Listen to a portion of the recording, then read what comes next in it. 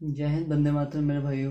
स्वागत है आप सभी का हमारे सलामदी फ्री टीजीटी मैथ्स क्लासेस में। और आज हम जो आपके लिए लेकर आए हैं वो ये है, एक हमारे पास आज यूथ कंपटीशन का आपका एक प्रैक्टिस सेट है ये पूरा। और इसमें क्या है, आप देख सकते हैं काफ़ी मोटा, लगभग 1000 पेजेस के अप्रॉक्स है ये। और इसमें 5690 क्वेश्चन दे रखे हैं। ठीक है, 2020-21 का अगर किसी के पास ये अवेलेबल है तो, या किसी के पास रखा हुआ है पुराने साल का, तो उसे आप देख सकते हैं ये। और इसमें आप क्वेश्चन को मैच भी कर सकते हैं। ठीक है, और अगर नया वाला है तो उसमें भी केवल कुछ 2-4 अपडेटेड क्वेश्चन के साथ ये सारे क्वेश्चन उसमें मिल जाएंगे आपको, तो उससे आप मैच कर सकते हैं सारे। इसमें जो है KVS, NVS, TGT, DSSB, UP TGT, Rajasthan TGT, Chhattisgarh TGT, सारे ही क्वेश्चन इसमें LT ग्रेड सभी अवेलेबल हैं। ठीक है, तो उसकी बेस्ट मेथड के साथ आपको हम प्रैक्टिस करवाएंगे। और यहाँ पर आपको ये बताया जाएगा क्वेश्चन को सॉल्व नहीं, टाइम के साथ कैसे सॉल्व किया जाए, इजीली कैसे सॉल्व किया जाए, तो सारी प्रैक्टिस हम यहाँ पर करवाने वाले हैं। तो आप क्वेश्चन को लास्ट तक वीडियो को वॉच कीजिएगा और सारे मेथड्स को बहुत बारीकी से समझिएगा। हर हम यहाँ पर बेसिक से लेकर आपको सब कुछ बताया जाएगा। यहाँ पर सबकी हम ट्रिक्स के साथ भी बताएंगे आपको। और तो इसको वीडियो को लास्ट तक वॉच कीजिएगा। तो हम आज देखते हैं इसका जो फर्स्ट हमारा क्वेश्चन है वो क्या कहता है। तो फर्स्ट क्वेश्चन अगर आपकी जो स्क्रीन पर फ्लैश हो रहा है तो वो क्वेश्चन यहाँ पर देखते हैं हम। पहला ही जो क्वेश्चन है वो कह रहा है हमारा, the sum of money doubles itself in 4 years. अब आप इसको क्या करेंगे, देखिए एक साल में, यानी कि मान लीजिए एक अगर अमाउंट है तो 2 हो जा रहा है, ऐसा हो कितने साल में रहा है, तो वो कह रहे हैं 4 ईयर्स में भैया ऐसा हो रहा है। ठीक है, और हमसे क्या कह रहा है, कंपाउंड इंटरेस्ट के साथ, तो कह रहे हैं it will amount to 8 times itself at the time of rate of interest in time. तो अब कह रहे हैं कि अब भैया ये हमें 8 टाइम्स पूछ रहा है कि 8 टाइम्स ये हो जाएगा, कितने समय इसे लगेगा ऐसा होने में। ठीक है, तो ये हमसे पूछ रहा है ऐसा कितने समय लगेगा 8 टाइम्स होने में। तो आप इस क्वेश्चन को हम ये समझेंगे कि कभी भी कंपाउंड इंटरेस्ट जो होता है वो भैया सक्सेसिवली इंक्रीज करता है। सक्सेसिवली इंक्रीज करने का क्या मतलब है, अगर पहले ये 2 साल में डबल हो रहा है, ठीक है, डबल हो रहा है, तो अगले भी 2 साल में ये फिर उस अमाउंट का भी ये डबल हो जाएगा, फिर अगले अमाउंट में भी 2 साल में डबल होगा, फिर अगला जो अमाउंट होगा वो भी 2 साल में सक्सेसिवली इंक्रीज करेगा ये।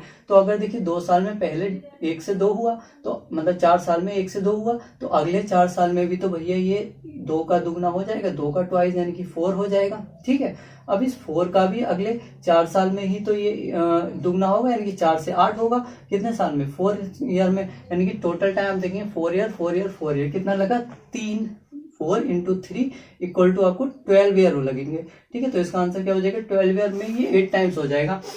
तो आप ये याद रखिएगा कि कभी भी ये जो अमाउंट अगर पावर में इंक्रीज करता है, जैसे 2 हुआ तो 2 से 2 की पावर 3 8 बनाना है ना इसको, तो 2 की पावर 3 है।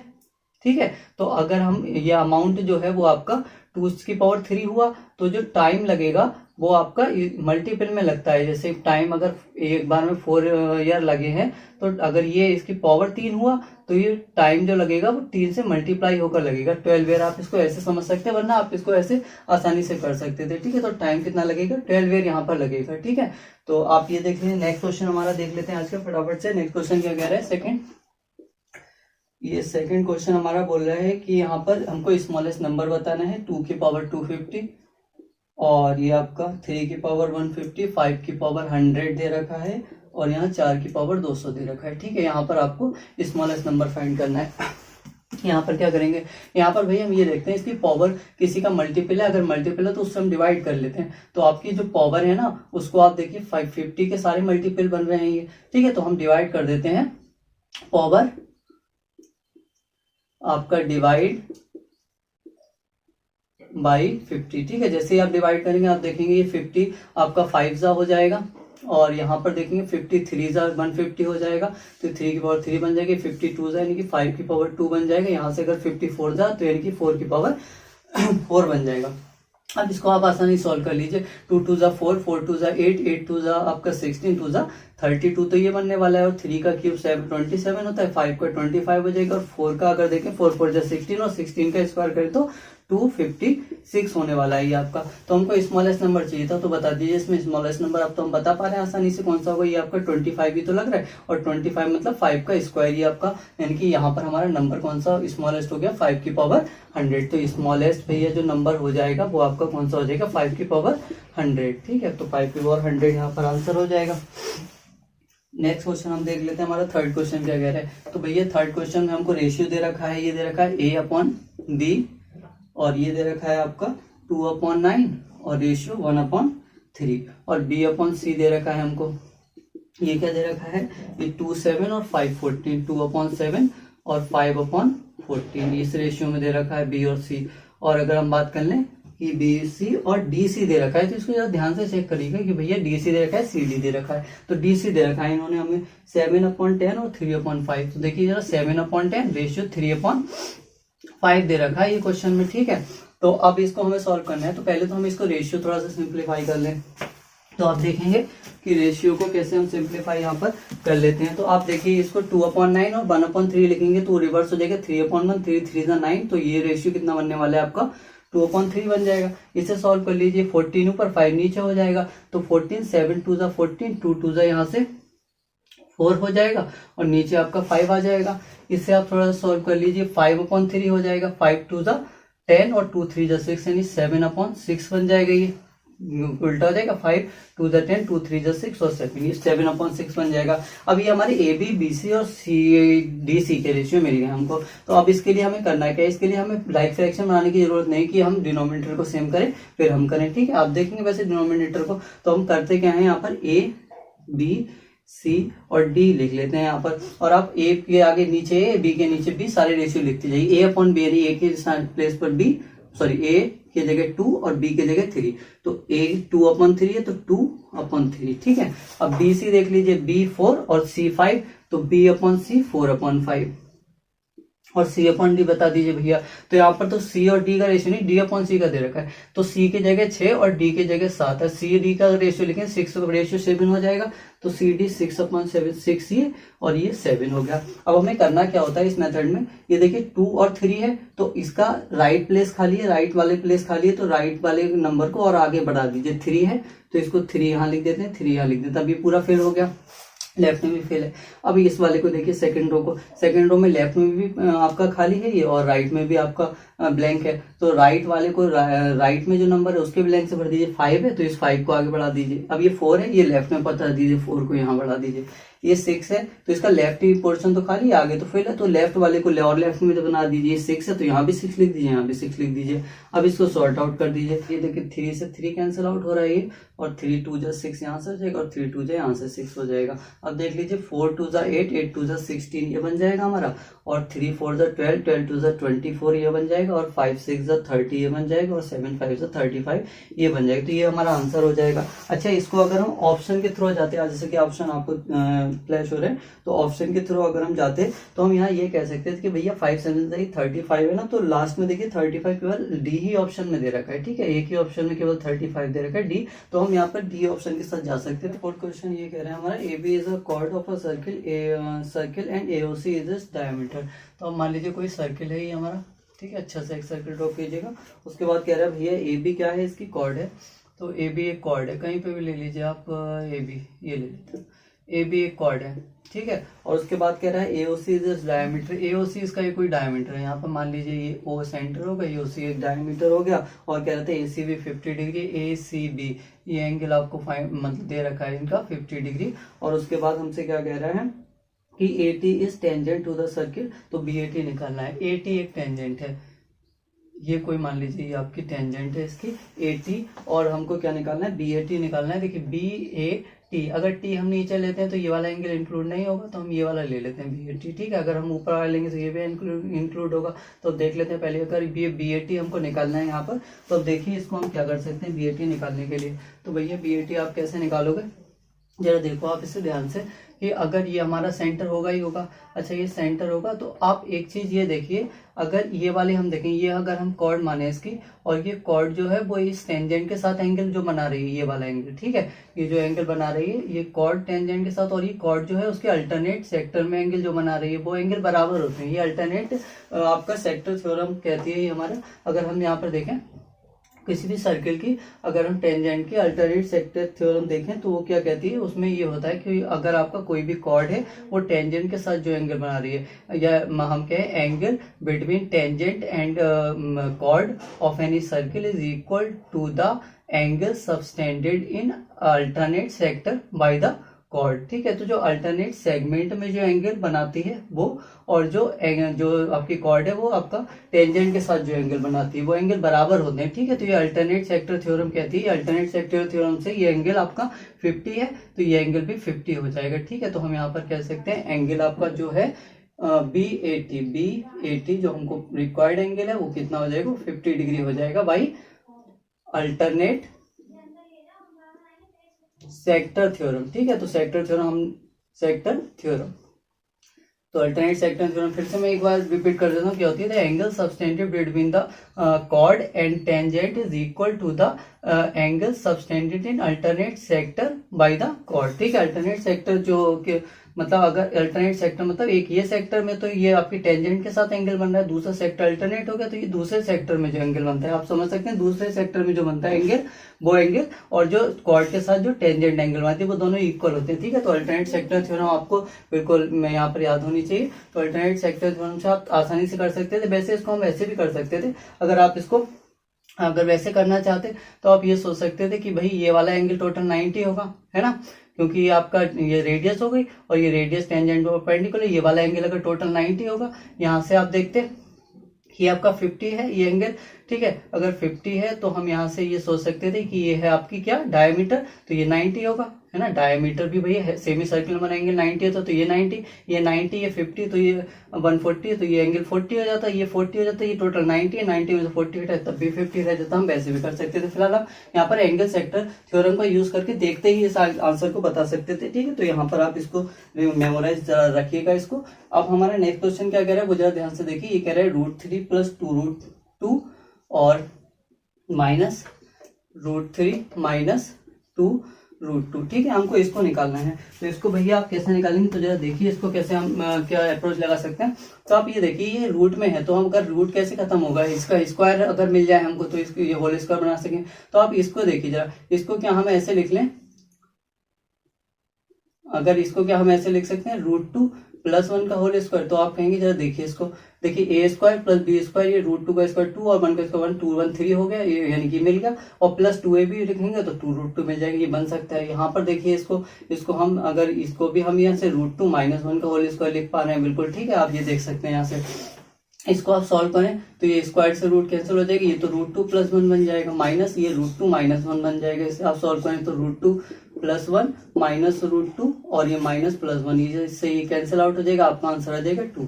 लेकिन ये आंसर आपका अकॉर्डिंग जो इन्होंने पूछा है या ऑप्शन दे रखे हैं उसके अकॉर्डिंग ठीक है, लेकिन कभी आपका नेक्स्ट में ये इसका आंसर 2√2 भी हो सकता है। कैसे देखिएगा, इसको तो हम यही लिख सकते हैं यहाँ पे, और इसको तो इस वाले को तो हम यहाँ से लिख सकते हैं √2 + 1 का होल स्क्वायर, ठीक है। नेक्स्ट टाइम आपको अलग तरह से पूछ ले, ऑप्शन अलग देते तो हम बता रहे हैं। ये माइनस इसकी बात करें तो आप ये देखिए, इसे हमने √2 - 1 लिखा, इसे हम क्या 1 - √2 लिख सकते हैं, तो आप कहेंगे जी बिल्कुल लिख सकते हैं, क्योंकि a² + b² 3 बन जाएगा, -2ab 2√2 ही आएगा, यानी कि a - b का होल स्क्वायर और a + b का होल स्क्वायर दोनों सेम होते हैं। ये बात को माइंड करिएगा थोड़ा सा। अब स्क्वायर से रूट कैंसिल कर दीजिए, √2 + 1 और ये माइनस के अंदर मल्टीप्लाई कर दीजिए, स्क्वायर से रूट कैंसिल करके ये -1 ये प्लस का √2 हो जाएगा, सॉरी ये नहीं, ये √2 तो एज इट इज रहेगा, ये 1 से 1 घटेगा आपका, ठीक है। तो √2 और √2 कितना हो जाएगा आपका आंसर 2√2 आ जाएगा। कभी आपका आंसर आ जाए कि a और b बोथ, तब भी ये 2√2 और 2 दोनों सही हो जाएंगे, आपका जब 2√2 तो ये भी सही होगा और ये भी सही होगा, तो इसके लिए दोनों आंसर यहाँ पर सही होने वाले हैं। तो इस बात को जरा माइंड करिएगा। और नेक्स्ट क्वेश्चन हम देख लेते हैं। यहाँ पर नेक्स्ट हमारा क्वेश्चन दे रखा है, तो 6 क्वेश्चन जैसे कि आपको स्क्रीन पर फ्लैश हो रहा है, ये हमारा 10 से स्टार्ट, 10 का स्क्वायर + 11 का स्क्वायर + 12 का स्क्वायर एंड अप टू यहाँ पर 19 तक का इन्होंने स्क्वायर दे रखा है हमारा, ठीक है। तो इसका हमको सम निकालना है।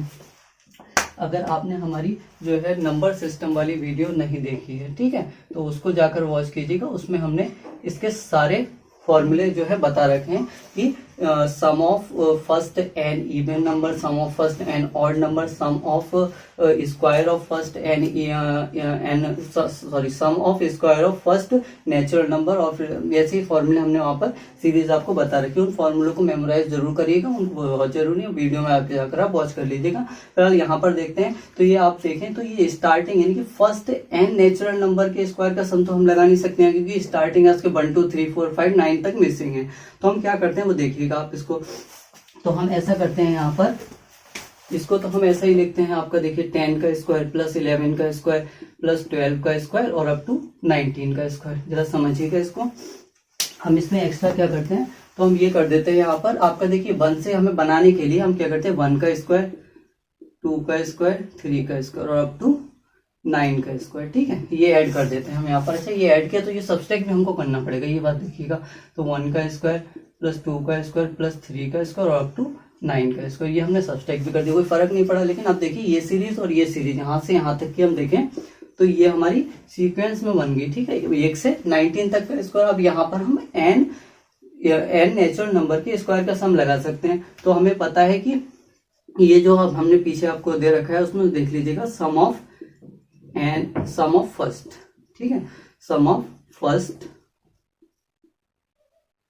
सम ऑफ स्क्वायर्स कर रहे हैं ना हम, तो sum of square of first n natural number. ठीक है, नेचुरल नंबर। तो यहाँ पर इसका सम क्या होता है, वो आपको होता है n इंटू एन प्लस 1 और 2n प्लस 1 डिवाइड बाई 6। ये होता है फर्स्ट n नेचुरल नंबर के स्क्वायर का सम।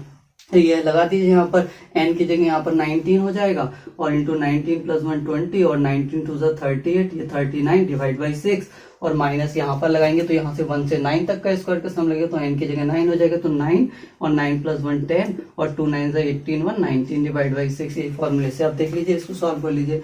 देखिए तो ये क्या हो जाएगा हमारा, 3 2 6 हो जाएगा, यहाँ से काट दीजिए इसको, 3 1 3 3 3 9, 2 से ये कैंसिल आउट हो जाएगा, 2 10 20 हो जाएगा। यहाँ से देखिए 3 2 6 हो जाएगा और 3 से ये कैंसिल आउट, 3 2 और यहाँ से 2 से ये कैंसिल आउट, 5 यहाँ से आप जो सॉल्व करेंगे तो यहाँ से कितना आ जाएगा, 13 9 117 और 13 1 13 14 और 24 ये आ जाएगा और 10 से मल्टीप्लाई 0 और आ जाएगा।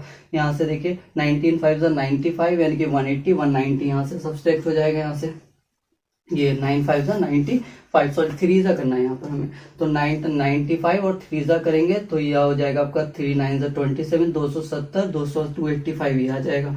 ठीक है, इसको आप सब्सट्रैक्ट कर लीजिए तो 240 यानी 200 के आपका 2270 यानी 2200 और आपका 2100 2185 आ जाएगा। ठीक है ना, ये आपके से आंसर।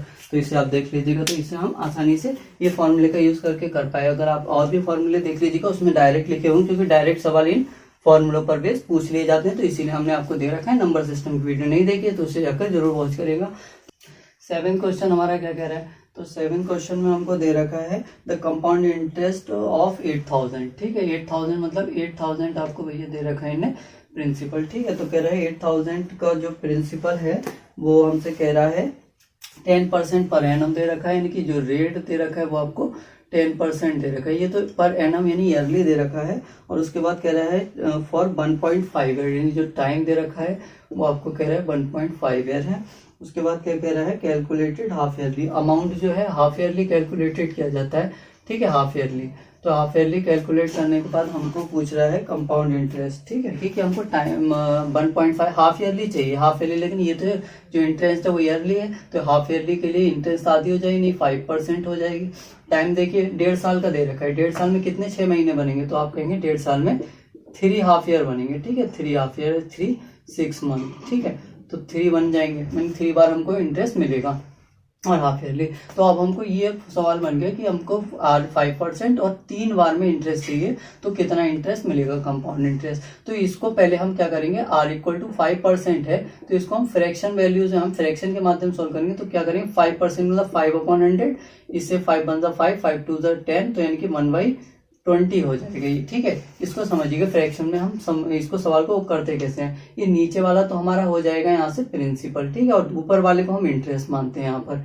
ठीक, अगर यहाँ पर समझिए 1/20 मतलब 20 रुपए पर 1 रुपए का ब्याज।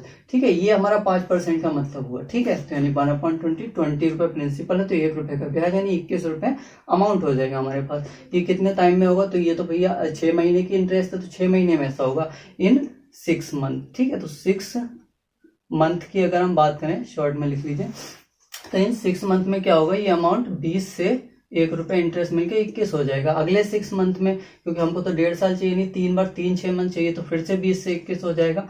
और ये अगली बार फिर से 20 से 21 होने वाला है। ठीक है, अब यहाँ पर देख लीजिए 2 2 4 2 8, ये 8000 और ये इसका करेंगे तो 21 का क्यूब याद कर लीजिएगा, इसको 19261 होता है। ठीक है, तो अब देखिए अगर ये 3 बार में ब्याज मिलेगा तो 8000 रुपये अगर हमारे पास प्रिंसिपल होगा, क्योंकि हमने यही तो कहा ये प्रिंसिपल ये अमाउंट बनता है, तो ये अमाउंट हो जाएगा, यानी कि 8000 से 9261 रुपये बन जाएगा। तो अगर हमारा 8000 है और उन्होंने कितना कहा है, उन्होंने भी 8000, नहीं 8000 की वैल्यू अगर 8000 है, 8000 रेशियो है, तो हमारी जो है अमाउंट 9261 की वैल्यू 9261 ही हो जाएगी।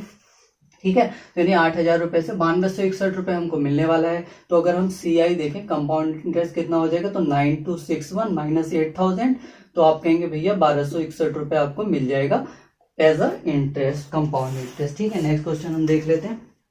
तो नेक्स्ट क्वेश्चन यानी कि 8th क्वेश्चन हमारा क्या कह रहा है, तो जरा देखिए, ये हमसे कह रहा है कि a plus B plus C equal to 0। ठीक है, तो a plus B plus C equal to 0 हमको निकालना है a square upon B C plus B square upon C A plus C square upon A B. ठीक है, ये हमको निकालना है। जरा इसको भैया ध्यान से समझो। तो इसमें हमें क्या करना है, हमने आपको नंबर सिस्टम में ही ये करा रखा है कि अगर ये फॉर्मूला लिखा हुआ है कि a plus B plus C equal to 0 है, तो हम यहाँ से फाइंड कर सकते हैं a cube plus B cube plus C cube equal to 3abc। हमने वहां पर आपको बताया भी कि कैसे ही आता है, तो आप फिलहाल याद कर लीजिए ये a plus B plus C equal to 0 direct result use करते हैं फॉर्मूला सवालों में हम। तो हमको इफ अगर ऐसा दे रखा है तो a cube plus B cube plus C cube, ठीक है, ये डायरेक्टली 3abc के इक्वल हम रख सकते हैं। ठीक है, इसको इक्वेशन 2 बोल देते हैं, इसको मान लीजिए हमने निकालना है। तो अब देखिए जरा, ये 3abc रख सकते हैं। अब हम क्या कह रहे हैं कि हमको इसकी वैल्यू निकालनी है, तो हम क्या करें, इन 1 में हम abc से डिवाइड कर देते हैं, और भाई abc से आप कर लीजिए मल्टीप्लाई। जरा ध्यान से देखिएगा, abc से जब मल्टीप्लाई करेंगे bc से bc कट जाएगा, a बचेगा हमारे पास, a की a स्क्वायर से मल्टीप्लाई ऊपर, ये a की हो जाएगा। ऐसे जब abc की इस टर्म से मल्टीप्लाई करेंगे तो ca से ca कट जाएगा, b बचेगा, और b और b स्क्वायर b क्यूब हो जाएगा। ऐसे यहाँ पर c क्यूब बन जाएगा। ठीक है, ये हो जाएगा। अब आप देखिए 1/abc तो बाहर चल रहा है, और ये a cube b cube c cube, ये हमने कहा 3abc हो जाएगा जब a plus B plus C equal to 0 होता है। तो अब देखिए इससे तो ये टर्म पूरी कैंसिल आउट हो जाएगी, आंसर हमारा क्या बचेगा, केवल 3 आंसर बच जाएगा हमारा। ठीक है ना, तो ये हमारा आंसर डायरेक्टली आंसर बच जाएगा। तो इस रिजल्ट को जरूर याद कर लें। अगर 9th क्वेश्चन हमारा देख लेते हैं, आ जाएगा इसमें। तो हमको ये कह रहा है x plus 1/x equal to √3 है, तो हमको वैल्यू चाहिए x की पावर 18, x की पावर 18 प्लस x की पावर 12 प्लस x की पावर 6 प्लस 1।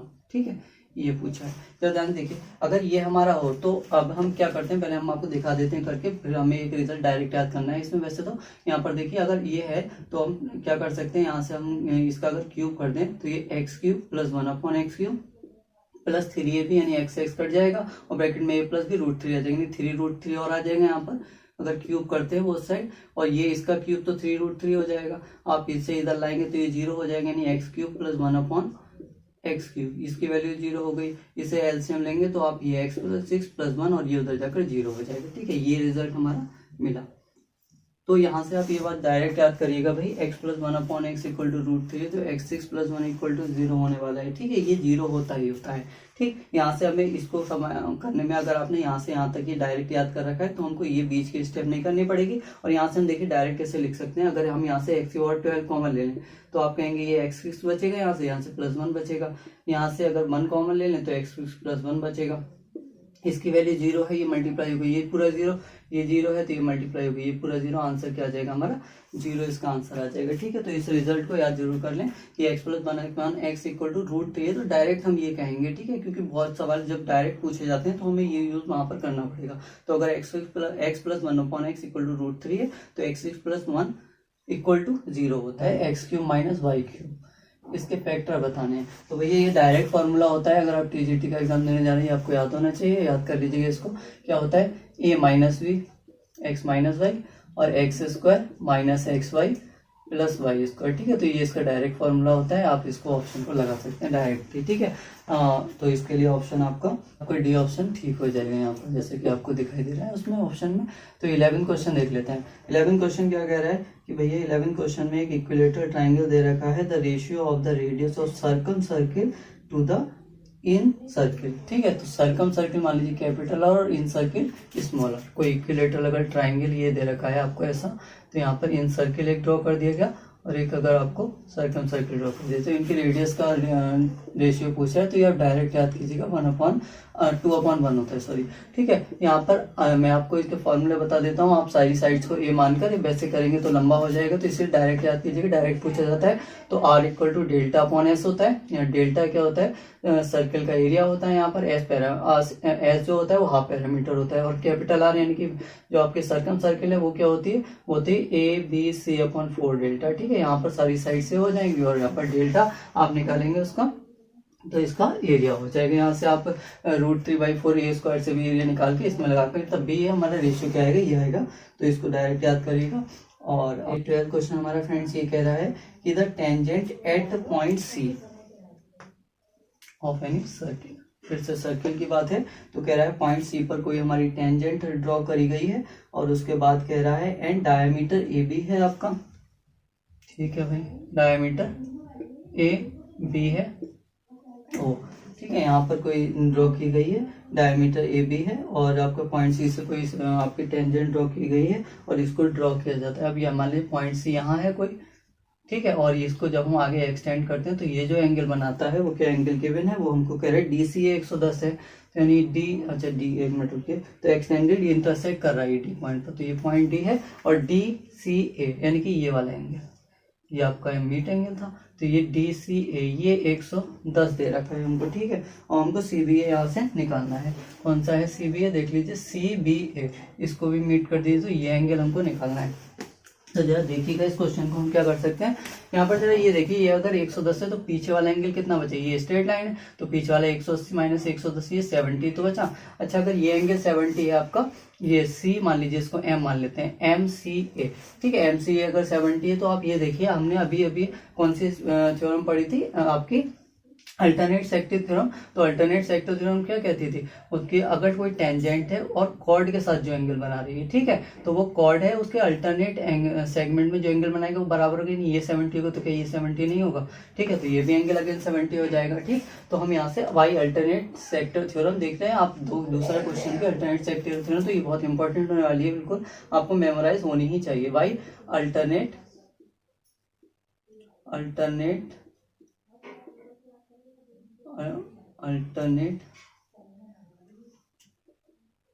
सेक्टर थ्योरम, ठीक है। तो ये वाला एंगल कौन सा है, CBA, एंगल CBA कितना हो जाएगा आपका, 70 डिग्री हो जाएगा। 13 क्वेश्चन फ्रेंड्स हमको ट्रेन का दे रखा है, करेक्ट ट्रेवल्स विथ स्पीड 3/5। 3/5 मतलब अगर 5 उसकी जो स्पीड है वो पहले अगर 5 होती है, ठीक है, बाद में कितनी वो कर लेता है, 3 कर लेता है। तो जरा ध्यान से समझना, इसे हम रेशियो मेथड से ही करने वाले यहाँ पर। अगर 5 से स्पीड को 3 कर लेता है तो हमें इसका फॉर्मूला पता है कि स्पीड इक्वल टू क्या होता है, D for distance, T for time, distance upon time होता है। तो आप देखें स्पीड और टाइम एक दूसरे के इनवर्सली प्रोपोर्शनल है, ठीक है। और स्पीड और डिस्टेंस एक दूसरे के डायरेक्टली प्रोपोर्शनल है। मतलब स्पीड अगर बढ़ेगी तो डिस्टेंस भी बढ़ेगी। मतलब अगर कोई इंसान 10 किलोमीटर पर आवर की स्पीड से 10 किलोमीटर 1 घंटे में जा रहा है, तो अगर स्पीड बढ़ा दे, वो 20 किलोमीटर पर आवर कर दे, ठीक है, तो 20 किलोमीटर जाएगी, नहीं डिस्टेंस बढ़ गई ना, तो स्पीड बढ़ेगी तो डिस्टेंस बढ़ेगी। लेकिन अगर स्पीड बढ़ेगी तो टाइम घटेगा हमारा, ठीक है। स्पीड बढ़ेगी टाइम घटेगा, मतलब अगर पहले 10 किलोमीटर पर आवर से जा रहा था, फिर 20 किलोमीटर पर आवर से जाएगा तो कम टाइम में पहुंच जाएगा ना, तो टाइम यहाँ पर कम हो जाएगी। तो ये इनवर्सली प्रोपोर्शनल होता है। कहने का क्या मतलब है कि अगर स्पीड बढ़ेगी तो टाइम घटेगा, ठीक है। तो स्पीड कह रहा था कि भैया वो 5/3 रेशियो 5 के रेशियो में करता है, यानी 5 से 3 करता है। ये 5 है तो 5 से 3 करता है अगर इस जो है स्पीड। तो आपको पता है स्पीड और टाइम इनवर्सली प्रोपोर्शनल। तो अगर हम टाइम देखें तो टाइम इसका उल्टा होगा कि 3 से 5 हो जाएगा, ठीक है ना। तो टाइम 3 से 5 हो जाएगा, नहीं टाइम ज्यादा लगने लगे, स्पीड कम करिए उसमें। तो आप देखिए हमसे कह रहा है अगर 3/5 of its normal speed it reaches at the destination 4 hours late. तो अब जब ये 5 से 3 कर रहा है तो ये 4 आवर्स लेट पहुंच रहा है। तो हमारे अकॉर्डिंग कितना लेट पहुंच रहा है, हम तो कह रहे हैं 3 से 5 हुआ, तो हमारे अकॉर्डिंग 2 रेशियो ही तो लेट पहुंच रहा है। 3, 4, 5 2 रेशियो लेट पहुंच रहा है। 2 रेशियो की वैल्यू तो 4 है, 4 घंटे, ठीक है। तो अब 1 रेशियो की वैल्यू अगर हम निकालें तो कितनी हो जाएगी, तो आप कहेंगे 2 घंटे हो जाएगी, ठीक है। तो अगर हम देखें तो 3 रेशियो की वैल्यू कितनी हो जाएगी, कि 1 की 2 है तो 3 की 3 दूनी 6 हो जाएगी, 3 2 जा 6 और 5 2 जा 10 हो जाएगी। यानी पहले अगर 6 घंटे में जा रहा था तो अब कितने घंटे में पहुंच रहा है, तो आप कहेंगे भैया पहले अगर 6 घंटे में जा रहा था तो अब पहुंच रहा है वो 10 घंटे में। ठीक है, यानी कि 6 से 10 घंटे अब उसे लग रहे हैं, 4 घंटे ज्यादा लग रहे हैं। तो यानी कि अब हमसे ही पूछ क्या रहा था, वो नॉर्मल स्पीड पूछ रहा था। क्या पूछ रहा था, डेस्टिनेशन विथ नॉर्मल स्पीड, तो कितने टाइम में ये नॉर्मल स्पीड से पहुंचेगा। तो यानी कि अगर 5 से था, पहले 5 ही तो नॉर्मल स्पीड थी, तो ये 6 घंटे में पहुंचेगा। ठीक है, तो आंसर हमारा 6 हो जाएगा। और जब ये स्पीड कम कर देता तो 10 घंटे में पहुंचने वाला था, तो आंसर हमारा क्या हो जाएगा, 6 घंटे हो जाएगा आंसर इसका। तो अब हम देख लेते हैं हमारा नेक्स्ट क्वेश्चन हमारा क्या कह रहा है, 14। देख लीजिए 14 क्वेश्चन हमारा क्या बोल रहा है। तो 14 क्वेश्चन में इन्होंने भैया कहा है कि 75 metre long train moving with 20 kilometre per hour. ठीक है, तो 75 मीटर की ट्रेन है और इसकी जो स्पीड है वो है हमारी 20 kilometre per our, 20 kilometre per hour. ठीक है, और उसके बाद हमसे कह रहे हैं it will cross a man standing on the platform time.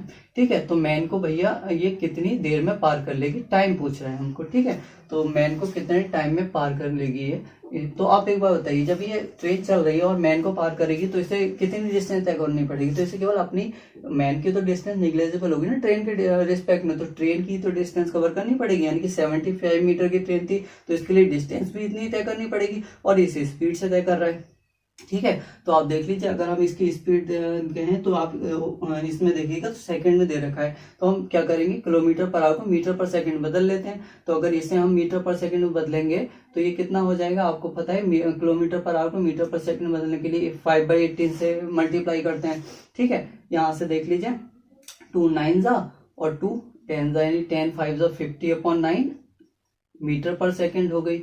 ठीक है, तो ये स्पीड तो आपकी इतनी हो गई और स्पीड के बाद हमको इसके टाइम पूछना है, तो टाइम इक्वल टू क्या हो जाएगा, तो आपका speed equal to distance upon time से time equal to distance upon speed हो जाएगा। तो डिस्टेंस कितनी है आपकी 75 और स्पीड कितनी हो गई, तो स्पीड आप कहेंगे भैया ये हो गई 50 और ये 9 ऊपर चला जाएगा। ठीक है, 25 2 जा और 25 3 जा, 3 9 जा 18 हो गया, 3 9 जा 27, 3 9 जा 27 डिवाइड बाई 2, तो ये कितना हो जाएगा, 2 1 जा 2 2 3 जा 6, 13.5 आपका सेकंड ये लगने वाला है इसे। ठीक, ये a plus B plus C equal to 5 दे रखा है आपको, ये a plus B plus C ये 5 भी दे रखी है इसकी वैल्यू, और कह रहे हैं a b plus b C plus c है, a b plus b C plus c है। ठीक है, और इसकी वैल्यू भी हमको दे रखी है 10, तो हमको निकालना है a cube plus B cube, a cube plus B cube plus C cube minus 3ab। ठीक है, इसका डायरेक्ट फॉर्मूला होता है कि इसका डायरेक्ट फॉर्मूला क्या होता है, अगर हमको A P cube plus B cube plus C cube minus 3abc अगर निकालना हो तो आप इसको याद कर लीजिएगा, ये होता है a plus B plus c और यह a plus B plus c का whole square minus 3 times of a b plus b C plus c है। ठीक है जी, अगर ये वैल्यू आपको दे रखी है तो आप इस फॉर्मूले में लगाकर डायरेक्ट इसका आंसर निकाल सकते हैं। तो लगा लीजिए, आप यहीं पर लगा लेते हैं। तो आप a plus B plus c की वैल्यू 5 दे रखी है हमको, और a plus B plus c again 5 का square 25 minus 3 times of a b plus b C plus c है, ये 30 दे रखी है। आप देखेंगे यहाँ से कि 5 और ये 25 माइनस 30 कितना हो जाएगा, ये माइनस का 5 हो जाएगा। इसका आंसर क्या आने वाला है, 5 5 माइनस का 25 इसका आंसर आ जाएगा। ये हमको 16 क्वेश्चन दे रखा है, तो इसमें हम क्या करने वाले हैं देखिए जरा, ये log x4 log x16 और ये है, तो आप इसको ऐसे लिख लीजिएगा log x4 प्लस इसे हम क्या लिख सकते हैं log x और इसे 4 का होल स्क्वायर लिख सकते हैं, प्लस यहाँ से देखिएगा इसे लिख सकते हैं log x और यहाँ से 4 का क्यूब। ठीक है, ये लिख सकते हैं हम ना यहाँ पर। ठीक है, तो अभी ये इक्वल टू 12 चल रहा है। यहाँ से देखिए ये log x4, ठीक है, प्लस ये अगर log x की पावर m होती है तो m log n हो जाता है, अगर log m की पावर n है तो n log m हो जाता है, यानी कि ये तो आगे आ जाएगा, यानी 2 log 4 और बेस x हो जाएगा इसका, प्लस यहाँ से ये 3 भी आगे आ जाएगा, 3 log ये बेस x और ये आपका 4 हो जाएगा इक्वल टू 12। आप देखेंगे ये log x4 या सेम हो गए, तो यहाँ पर 2 3 5 और 6 टाइम्स ऑफ log 4 हो जाएगा, ये आपका बेस x इक्वल टू 12 हो जाएगा। ठीक है। अब इसको जरा देखिए, हमको वैल्यू किसकी चाहिए, एक्स की वैल्यू चाहिए। तो अगर हम यहाँ से ये एंटी लॉग इसका लें तो एक मिनट रुकिए, ये अगर हम इसकी बात करें तो हमको एक्स ही तो चाहिए, एक्स चाहिए, 6 से ये कैंसिल हो जाएगा 2 बार में। तो यहाँ से अब इसका एंटी लॉग ले लेते हैं, 4 इक्वल टू ये एक्स की पावर, ये जो बेस होता है इसकी पावर ये बन जाता है, तो एक्स की पावर 2 हो जाएगा। तो एक्स इक्वल टू देखें तो यहाँ से कितना बन जाएगा, 2 बन जाएगा। ठीक है, तो ये आपका इसका आंसर क्या हो जाएगा, एक्स की वैल्यू हो जाएगी यहाँ से 2।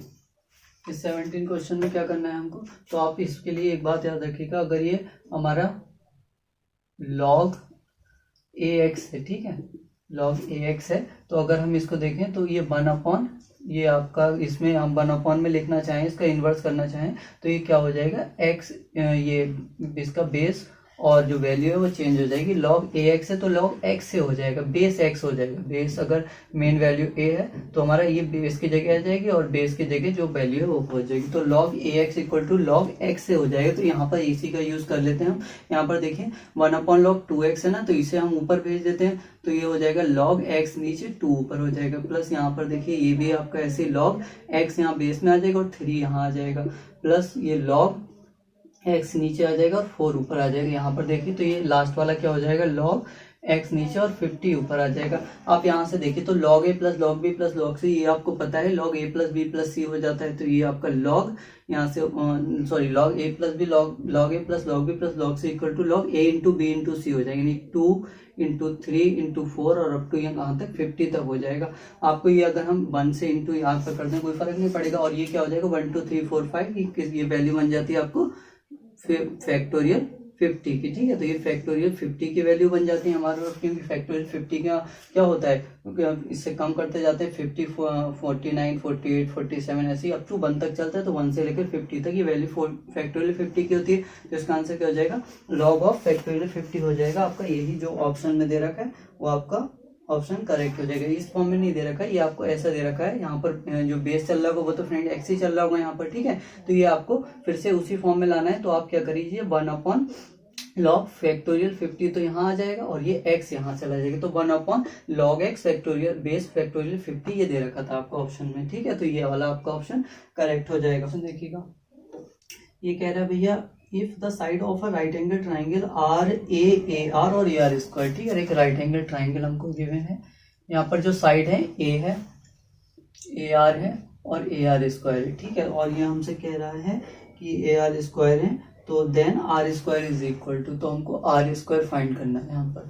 तो जरा देखिएगा इस क्वेश्चन में हम क्या करें।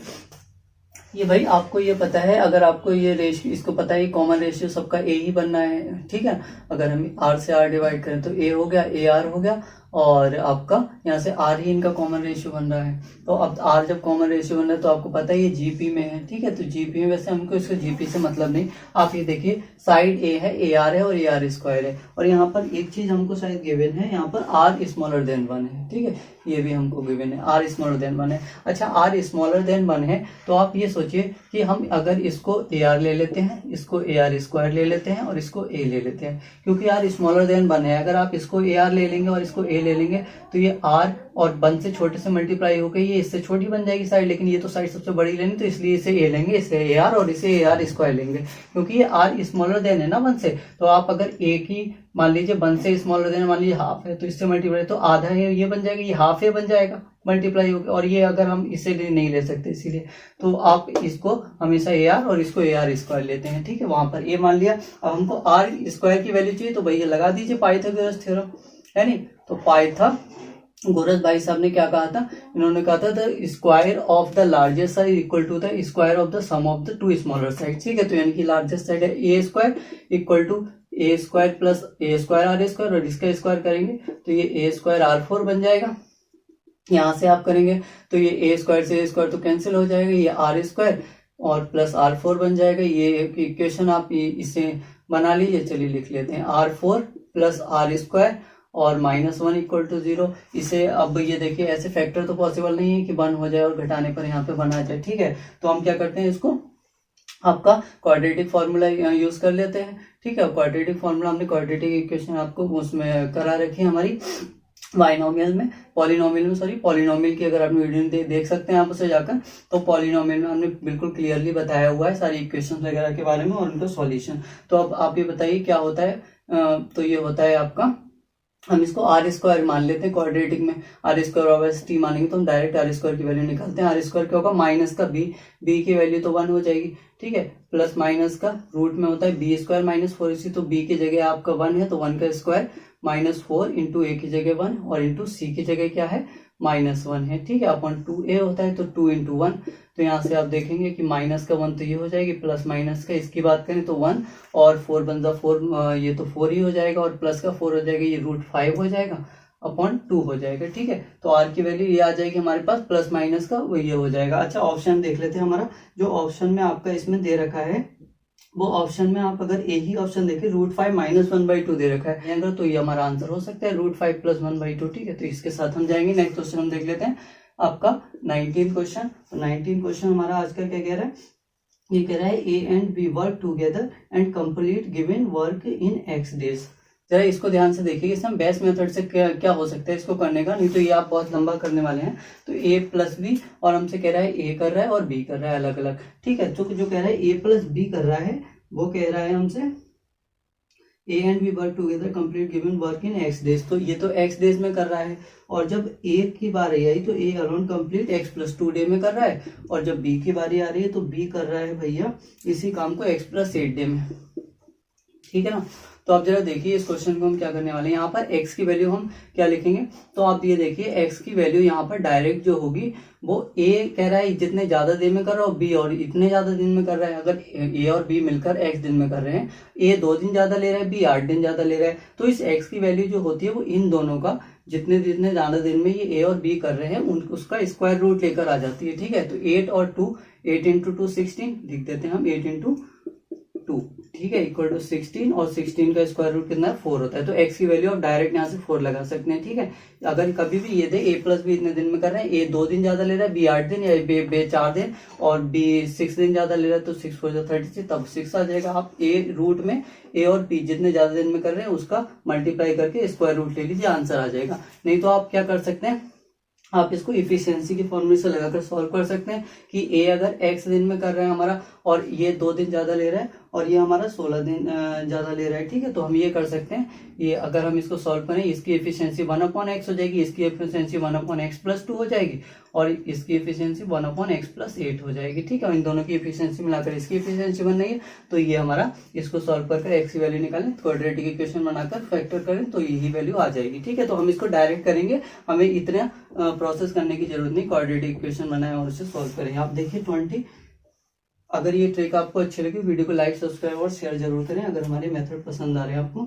20 क्वेश्चन क्या कह रहा है, a person travel A to B, ठीक है भैया चले जाओ, A to B जा रहा है एक पर्सन और उसके बाद क्या कह रहा है स्पीड x km/h है, तो x km/h, ठीक है। और उसके बाद कह रहा है कि his average speed during the total journey. तो कभी भी हमको अगर डिस्टेंस सेम हो, क्योंकि A से B जा रहा है और B से A जा रहा है, डिस्टेंस तो सेम ही रहने वाली है, तो अगर डिस्टेंस हमारी कभी भी सेम हो तो आपको क्या याद रखना है, जो हमारी जो एवरेज स्पीड होती है, एवरेज स्पीड, ठीक है, वो डायरेक्ट हम कह सकते हैं 2ab अपॉन a + b, जहां पर a और b दोनों स्पीड होती हैं, जाते समय स्पीड है और आते समय b होती है। तो यहाँ पर जाते समय कह रहा है x थी स्पीड और b to a और आते समय आपकी y है, y km/h। तो ये दोनों स्पीड दे रखे, तो आप डायरेक्ट लगा दीजिए 2xy अपॉन x + y, ये आपका आंसर हो जाएगा। देखिए 21 क्वेश्चन क्या कह रहा है भैया, 21 क्वेश्चन ये कह रहा है कि हाउ मच विल 25,000, ठीक है, 25,000 दे रखा है, कह रहा है